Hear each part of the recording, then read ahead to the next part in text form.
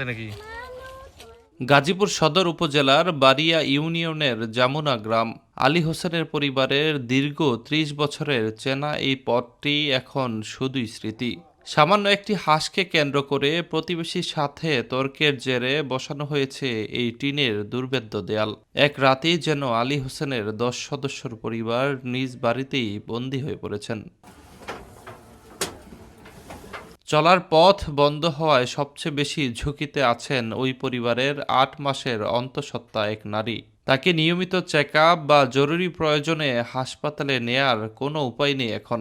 ধান খেতে সরু আইলেই এখন তাদের একমাত্র ভরসা। ওনাদের সাথে কিছু পারিবারিক সমস্যার কারণে ওনারা আমাদের রাস্তাটা বন্ধ করে দিয়েছে। এখন আমি ৮ মাসের প্রেগনেন্ট। আমি যে আমার একটা সমস্যা হলে যে আমি এখন বাসা থেকে বের হয়ে হসপিটালে যাব, এরকম কোনো পজিশন আমাদের নাই। কোন বাংলাদেশে বসবাস করি যে একজনের জায়গাটা ৩০ বছর ধরে হাঁটাচলা করতেছে, এই রাস্তা টিন দিয়ে বেড়া দিয়ে রাখছে।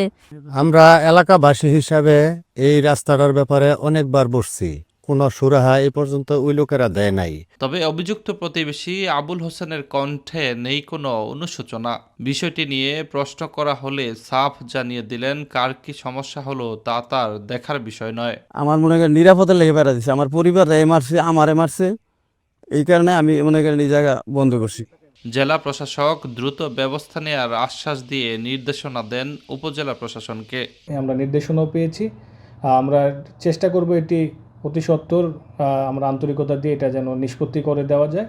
টিনের দেয়াল সরে গিয়ে আবারও উন্মুক্ত হবে যাতায়াতের পথ, এমনটাই প্রত্যাশা ভুক্তভোগী পরিবার ও এলাকাবাসীর। মাহমুদুল হাসান, দেশ টিভি, গাজীপুর।